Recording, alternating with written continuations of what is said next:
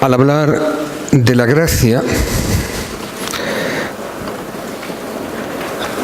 viene siempre a nuestra memoria la imagen que se presenta en el libro de Ruth. Me gustaría que hiciéramos un esfuerzo para imaginarnos la situación. Estamos en el año 1300, 1400 antes de Cristo. Por el desierto de Judea aparecen dos mujeres andando muy juntas, hasta el punto que parecen desde lejos una sola silueta. Y en realidad es que la identidad, el cariño, la historia une a las dos mujeres de una manera muy especial. Caminan en silencio, cargadas de su propia historia. Entran en la pequeña ciudad de Belén. Es la antítesis de lo que pasó hace 10 años. Noemí, 10 años atrás, como consecuencia de una profunda hambre en toda la región, tuvieron que vender sus tierras y sus posesiones. Y cuando el dinero se estaba acabando, ella, su marido y sus 2 hijos fueron hacia Moab, una tierra extraña. Allí prosperaron. Allí había cultivo en abundancia y se desarrollaron.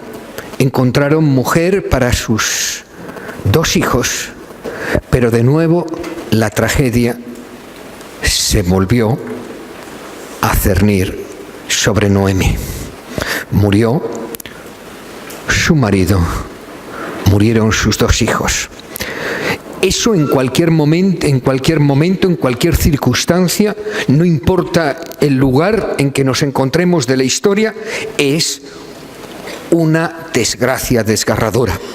Pero además, en aquella época, como ha ocurrido hasta hace bien poco, la mujer se apoyaba en el marido, que era su forma de sustento, y los hijos eran la garantía del futuro.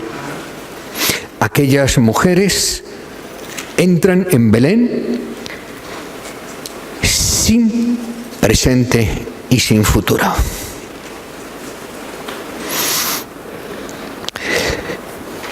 Cualquiera de nosotros puede pensar que esta es una circunstancia histórica, es un libro entrañable, pero no es así.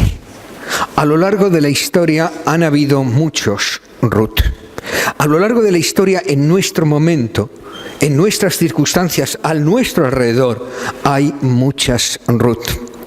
Yo conozco una mujer que nació a finales del siglo XIX.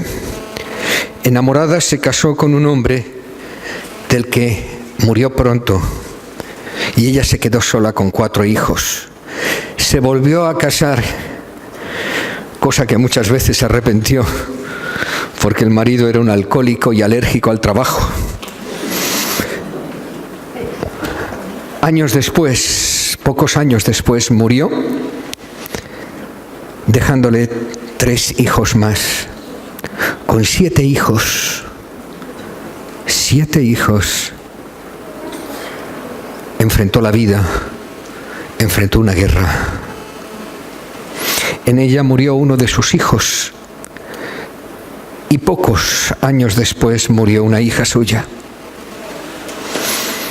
Es un ejemplo de cómo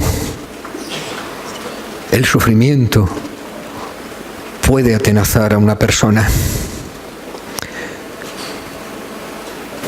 Son incontables los kilómetros de escalera que esa mujer fregó a la antigua usanza, es decir, de rodillas y con un cepillo, para sacar adelante a sus hijos. Era analfabeta, pero nunca he conocido una persona más sabia.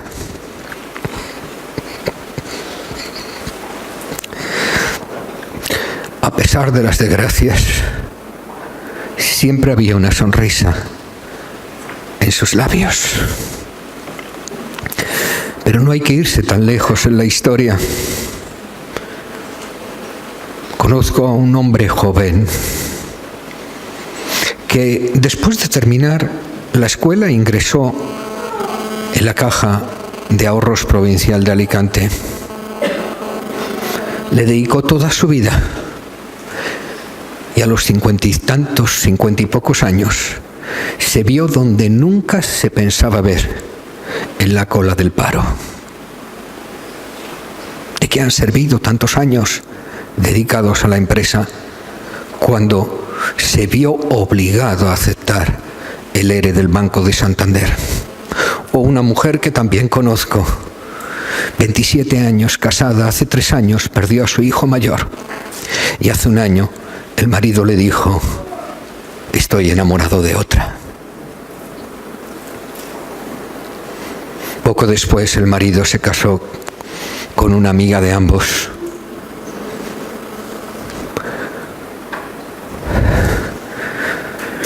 Todos estos casos están lejos en la historia de Ruth, de Noemí, pero están muy próximos en las circunstancias. Es el mismo dolor, la misma desgracia. Hombres y mujeres que no son historia, que son nuestro presente, que nos rodean, y nos preguntamos: ¿dónde está la gracia? Algunos se preguntan: ¿dónde está Dios en medio de estas circunstancias? Incluso, si somos honestos, cuando nos enfrentamos a situaciones difíciles, a veces nos preguntamos como Job: ¿dónde estás, Señor? Porque no te siento. El libro de Ruth nos habla de que Dios está dispuesto a derramar su gracia en medio de las circunstancias más adversas que podamos imaginar. No hay circunstancia lo suficientemente adversa que no pueda recibir la gracia de Dios. Eso es lo que nos muestra el libro de Ruth. Porque el libro de Ruth nos habla cómo se pasa de la misericordia a la gracia. En primer lugar, vemos que la gracia les dio comida. Nos dice la palabra de Dios que Ruth empezó a espigar en un campo, el primero que encontró. Sabéis que espigar en aquella época significaba que un grupo de mujeres, normalmente mujeres necesitadas, viudas en la mayoría de los casos, iban detrás de los jornaleros para recoger aquellas espigas que se iban quedando en el camino. Ahí aparece una figura realmente determinante, una figura que no es casual, una figura que no es accesoria, una figura que muestra de manera evidente la gracia de Dios. Booz, el dueño del campo, ve a aquella mujer, ha oído hablar de ella, sabe, porque Belén era una ciudad muy pequeña, las circunstancias que le rodeaban, y sobre todo reconoce en ella 2 hechos: que era una mujer intachable y que tenía un amor inmenso hacia su suegra. Porque legalmente ella podía perfectamente haber vuelto con su familia. La ley establecía claramente que si esta mujer no tenía más hijos, el vínculo se rompía.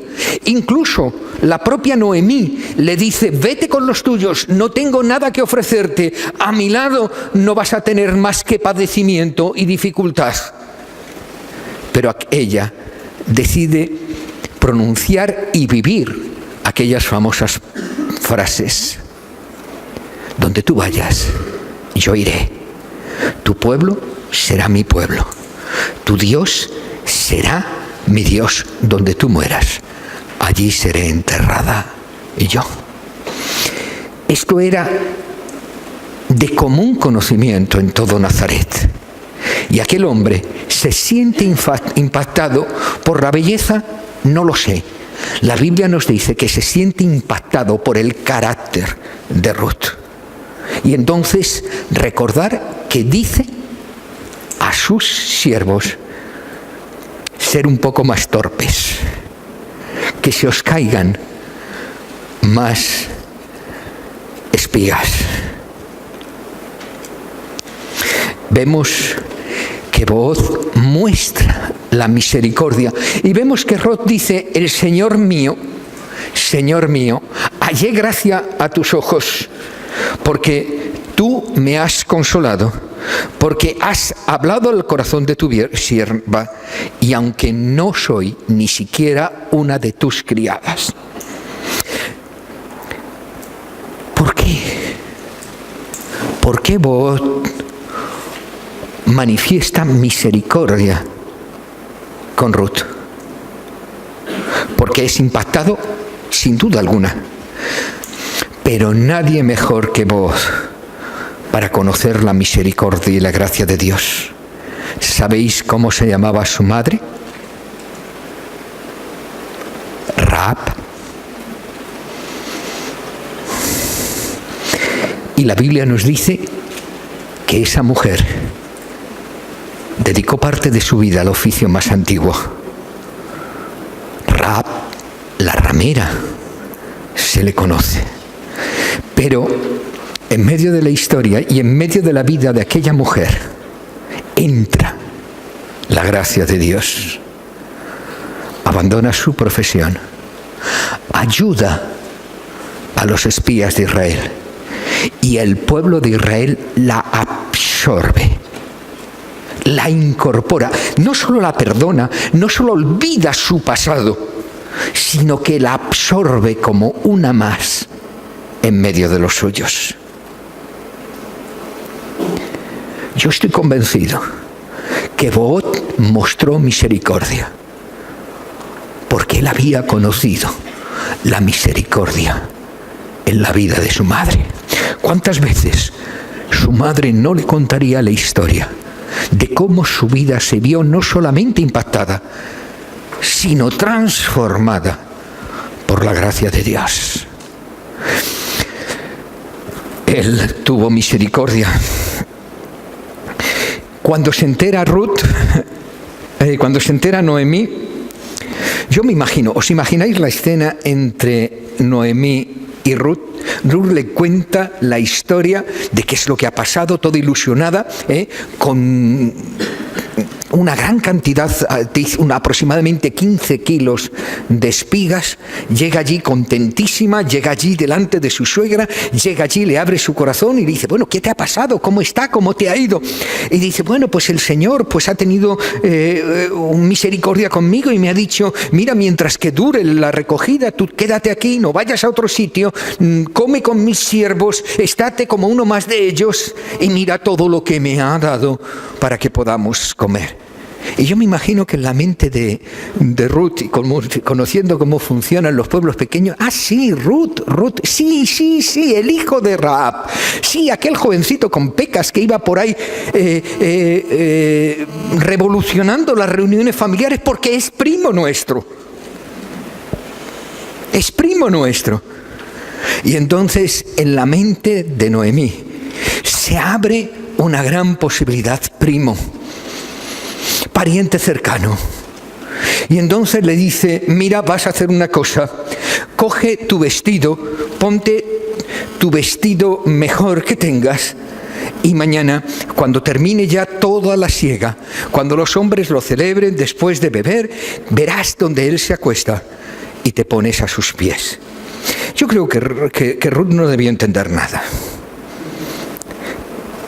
Pero hay una serie de elementos fundamentales que solo la persona que conoce el trasfondo de la cultura y de la Biblia en el Antiguo Testamento se da cuenta de la importancia. Número uno, cambia tus vestidos. La nueva versión internacional dice que se quiten los vestidos de luto. Es decir, Ruth y Noemí llevaban el vestimento, la ropa propia de luto. Y hay una cosa importante: mientras que llevara vestidos de luto, ningún hombre de bien se acercaría a ella, porque tenía la obligación de respetar su duelo.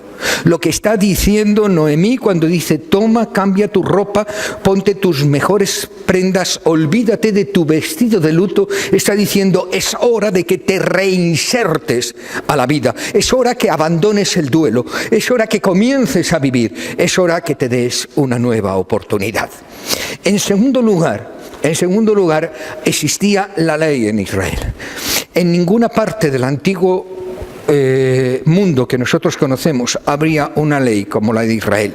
Sabemos que cuando entran a Canaán, Dios reparte entre las familias la tierra, y para garantizar que la tierra se quede en poder de las familias, establece una serie de leyes. Una de ellas es que cada 49 años las tierras volverían a la propiedad de los que las tenían que vender.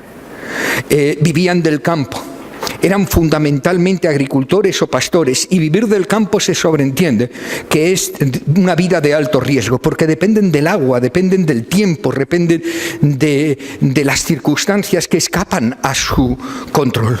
No importa el trabajo que hayan hecho durante todo el año, no importa lo que se hayan esforzado, si al final de la cosecha llega un pedrisco, se quedan sin cosecha. O si en medio de la cosecha, después de haber arado, después de haber sembrado, no llueve lo suficiente, tampoco tienen cosecha.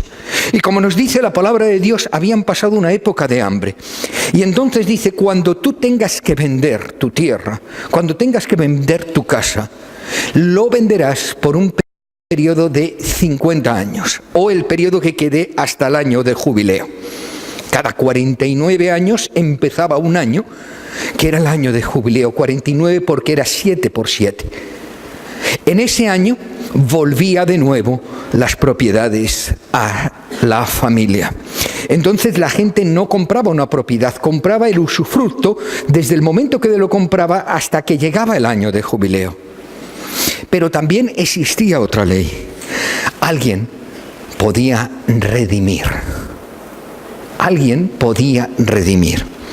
Es decir, un miembro de la familia podía pagar lo que quedaba de la deuda, es decir, lo que quedaba desde ese punto hasta el año de jubileo, y la tierra volvería a pasar en la familia. Y también existía la ley del levirato, para que no se perdiera la descendencia. Si un hombre moría, su hermano tomaba a la viuda como mujer y levantaba descendencia para él. Pero en este caso no había ningún hermano. Entonces Booz, que conoce la ley,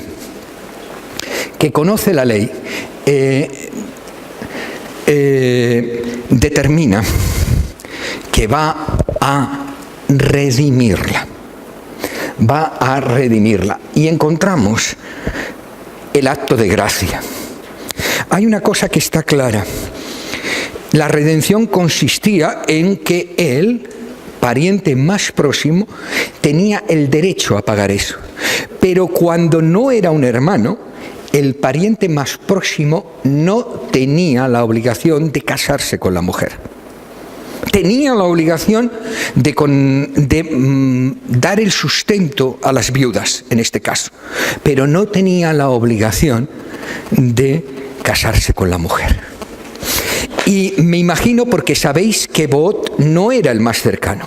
Cuando ve toda esa situación, Booz toma una determinación clara: voy a redimirte, pero primero tenemos que hablar con el pariente más próximo. Reúne al concilio de la ciudad, reúne al pariente más próximo y dice: bueno, tú sabes que Noemí está ahí, tú eres el pariente más próximo y tienes el derecho de redimir esas tierras. Pero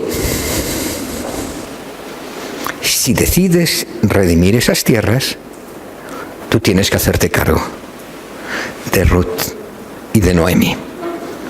Parece que la segunda parte del acuerdo no le satisfizo lo suficiente. Y entonces Boaz ejerció gracia sobre Ruth,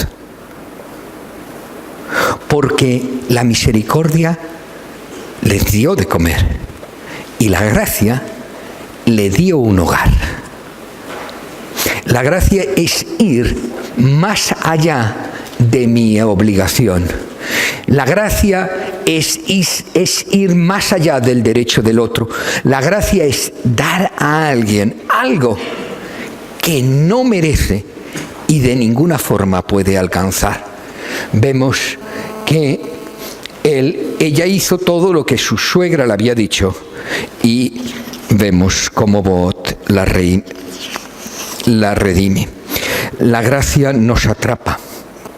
La gracia nos transforma. La gracia nos ampara. Dios nos ampara. El mismo día que compres las tierras de las manos de Noemí, debes tomar también a Ruth, la moabita, mujer del difunto, para que restaures el nombre de muerte sobre su posesión. Solo Boaz estuvo dispuesto a amparar a estas mujeres. La gracia transforma, Dios transforma el desastre. Mirar, hay un caso muy interesante.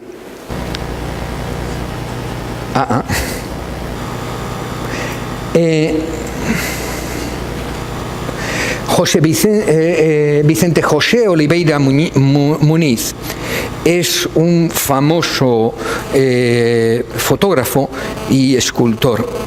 Él es famoso por dos obras fundamentalmente. Una de ellas porque en 1997 él con Chocolate hizo una serie de reproducciones de cuadros famosos, pero lo que más fama le dio es que en el 2006 hizo el retrato con desperdicios. En Brasil existe el Jardín de Gramacho, en Río de Janeiro. El Jardín de Gramacho es el vertedero más grande del mundo. En el Jardín de Gramacho trabajan cada día 3.000 personas, hombres y mujeres, rebuscando entre los desperdicios, rebuscando entre los millones y millones de kilos, de toneladas de basura. Cada día antes de que amanezca el sol, estos hombres y mujeres se montan en camiones y van a su faena diaria y regresan a sus chabolas cuando el sol ha terminado. Vic Muniz, como se le conoce, él decidió ir allí e hizo una serie de fotografías de aquellas estampas que se veían en medio de ese inmenso estercolero. Y después de hacer esas fotografías las amplió a 30 metros por 15, una gran ampliación. Entonces, dirigiendo los mismos recolectores de basura, él fue contorneando, dando forma a esas fotografías con la basura que encontraba en el vertedero. Con esas basuras, con esas composiciones, después él levantó un andamio a 15 metros de altura, volvió a tomar fotografías. Y esas fotografías se convirtieron en una gran exposición, que fue la exposición más vista en todo Brasil, en toda la historia. Y fue una de las exposiciones más importantes. Con el dinero que sacó después de esa exposición al subastar los cuadros, lo entregó íntegramente a la Asociación de Recolectores.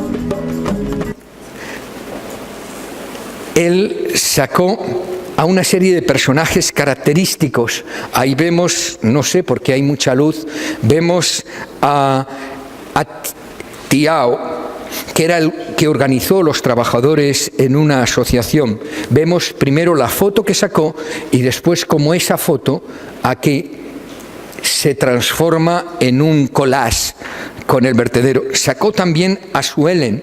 Suelen era una madre de 18 años que desde los 6 años venía recogiendo basuras en el vertedero. Sacó también a Isis. Isis era un alcohólico en rehabilitación. También sacó a Zumbi. Zumbi era un hombre que se dedicaba a buscar libros entre las basuras y leía cualquier libro que encontraba para después venderlo porque necesitaba comer. Y también otra figura muy entrañable, Irma. Irma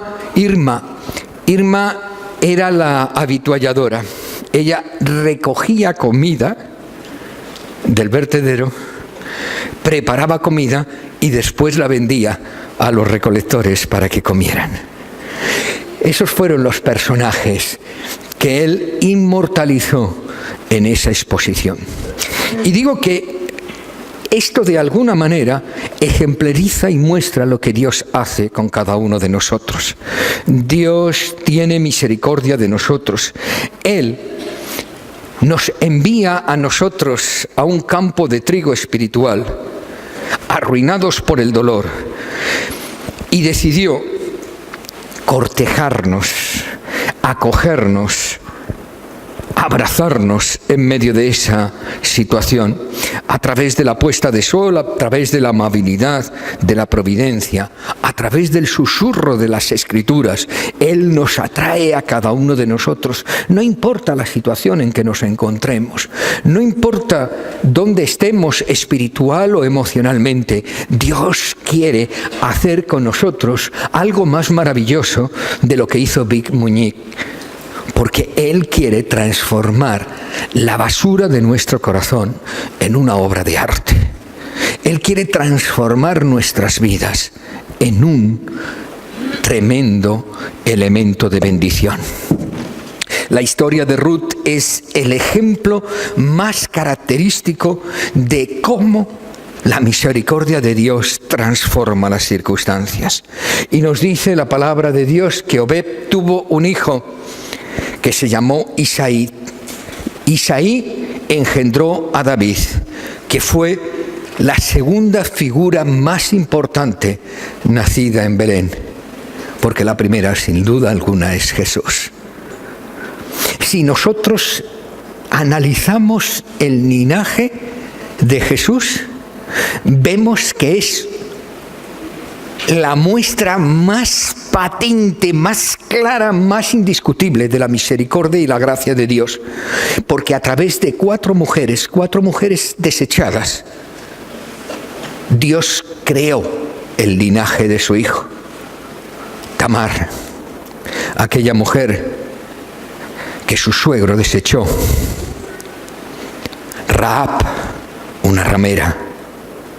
Ruth, una moabita. Bersabé, una adúltera.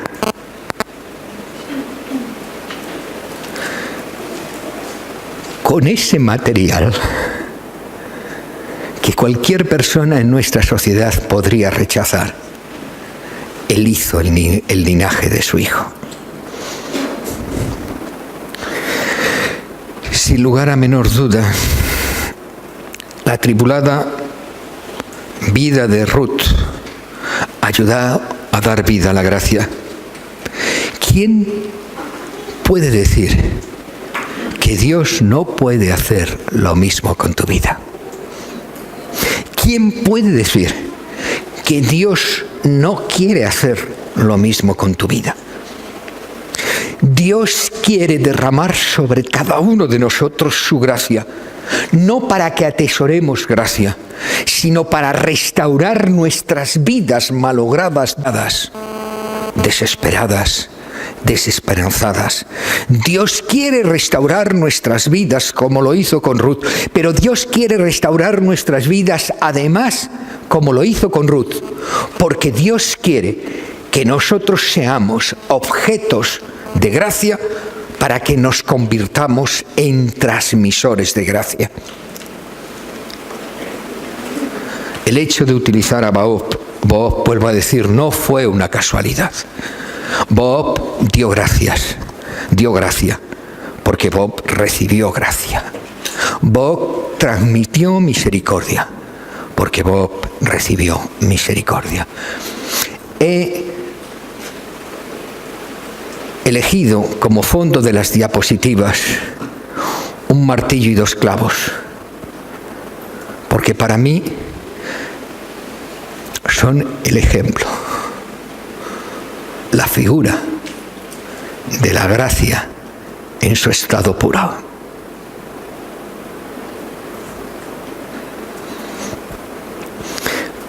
Son el precio de la gracia,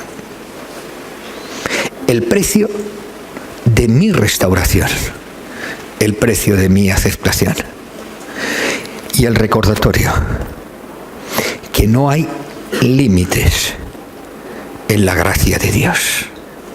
No hay límites en lo que Dios está dispuesto a hacer si tú te abandonas en sus brazos. No hay límites de lo que Dios está dispuesto a restaurar si tú le buscas, le ansías y le deseas. Es importante que nosotros sigamos profundizando en este tema tan trascendente, de tanto valor, de tanta importancia, porque es por gracia que tú eres salvo. Es por gracia que Dios te tiene aquí, no por accidente ni por casualidad, por gracia. Es por gracia que Dios quiere seguir obrando en tu vida, transformar esa vida para convertirte en un transmisor, en una transmisora de su gracia. El libro de Ruth no solamente es un libro hermoso, el libro de Dios es un exponente más de lo que la gracia de Dios puede hacer en ti. Vamos a terminar y lo vamos a hacer con una oración.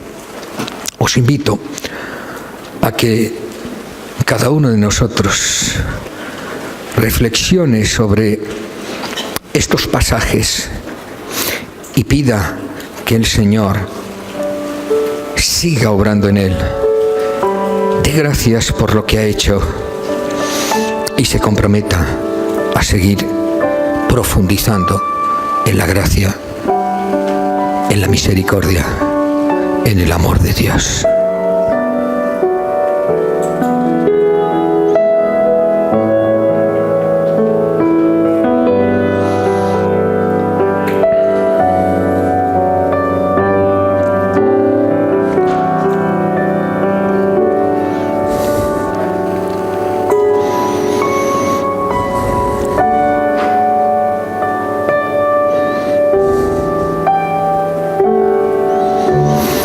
Padre, en esta mañana queremos expresar nuestro agradecimiento, expresar nuestro deseo de corresponder a esa gracia, expresar nuestro compromiso de profundizar en ella, de ser transmisores de gracia.